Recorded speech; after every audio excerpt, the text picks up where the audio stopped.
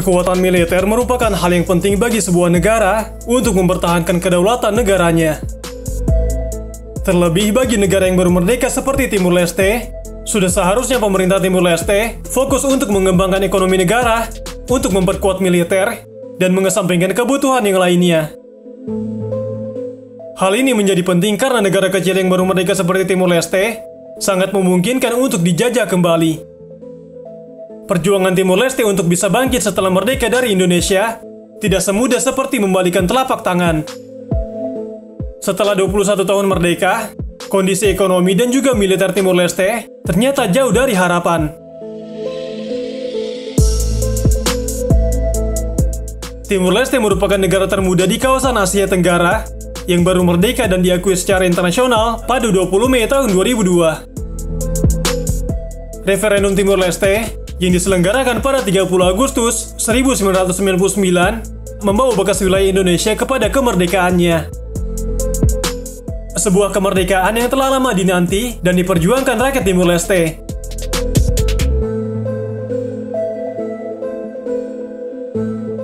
Perlawanan rakyat Timur Leste terus dilakukan untuk melepaskan diri dari Indonesia, setidaknya selama 24 tahun lamanya. Sejarah Timur Leste dipenuhi dengan pertempuran. Tapi bagaimana dengan kekuatan militer Timur Leste sendiri setelah menjadi sebuah negara merdeka? Kekuatan militer Timur Leste terdiri dari FDTL atau Forces de Defensa de Timor Leste yang tugasnya menjaga pertahanan negara. Konstitusi Timur Leste mengamanatkan bahwa FDTL bertanggung jawab untuk melindungi negara dari serangan luar. Konstitusi menyatakan bahwa FDTL akan menjamin kemerdekaan nasional, integritas wilayah dan kebebasan, dan keamanan penduduk terhadap setiap agresi atau ancaman eksternal dalam menghormati tatanan konstitusional. Konstitusi juga menyatakan bahwa FDTL harus non-partisan dan harus berutang ketaatan kepada organisasi yang kompeten atas kedaulatan sesuai dengan konstitusi dan undang-undang dan tidak akan mencampuri urusan politik. Pemerintah Timur Leste telah memperluas peran FDTL dari waktu ke waktu. Seperti apa yang ditetapkan sebagai misi baru, FDTL telah diberikan tanggung jawab untuk manajemen krisis, mendukung penekanan kekacauan sipil, menanggapi krisis kemanusiaan, dan memfasilitasi kerjasama antar bagian yang berbeda dari pemerintah.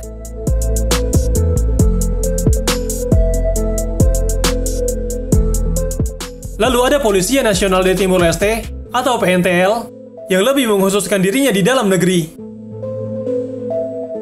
Polisi Nasional Timur Leste atau PNTL dan pasukan keamanan sipil yang diberikan tanggung jawab untuk keamanan dalam negeri. Dalam praktiknya, tanggung jawab FDTL dan PNTL tidak jelas digambarkan, dan ini menyebabkan konflik antar dua organisasi tersebut.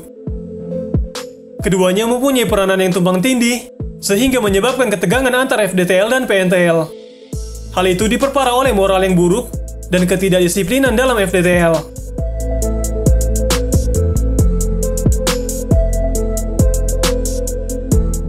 Dari data yang ada, Timur Leste memiliki penduduk yang telah memenuhi untuk kebutuhan militer sekitar 585.000 penduduk dari jenjang usia 16 sampai dengan 49 tahun dengan jumlah personel aktif untuk kebutuhan pertahanan sebanyak 1.332 personel militer. Hanya 5 tahun setelah merdeka dari Indonesia, memang ada lebih sedikit senjata di Timor Leste. Mereka umumnya menggunakan senjata tradisional atau buatan tangan yang secara lokal disebut rakitan. Memang rakitan mungkin tidak akurat atau tidak dapat diandalkan, akan tetapi mereka tetap berbahaya baik bagi target yang dituju atau penggunanya.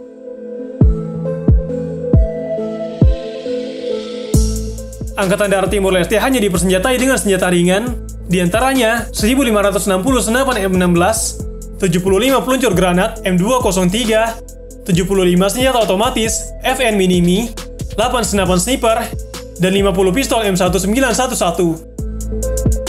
Mayoritas senjata tersebut disumbangkan oleh negara lain.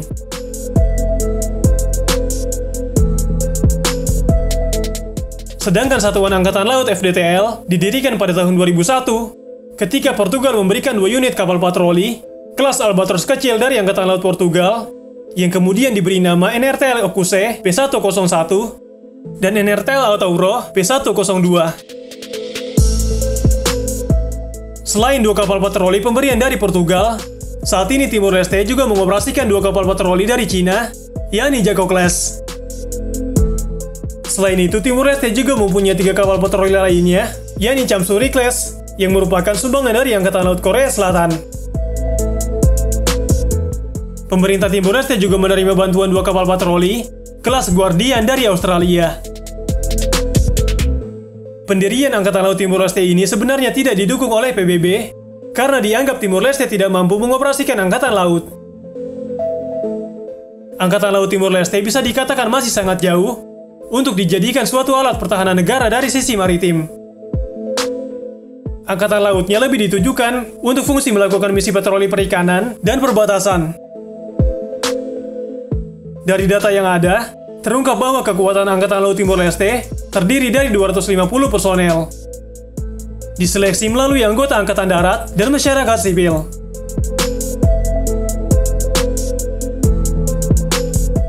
Untuk kekuatan Angkatan Udara Timor Leste, FDTL diketahui hanya mengoperasikan 1 unit pesawat, yakni Cessna 172 Skyhawk, yang merupakan pesawat sipil bermesin tunggal dengan 4 tempat duduk buatan Amerika Serikat. Tidak diketahui apakah Timor Leste mempunyai pasukan untuk angkatan udara atau tidak. Dalam rilis peringkat kekuatan militer negara-negara di dunia, Timor Leste tidak masuk dalam peringkat kekuatan militer negara di dunia. Ini menjadi indikasi bahwa militer negara termuda Asia Tenggara ini sangat kecil hingga tidak masuk hitungan.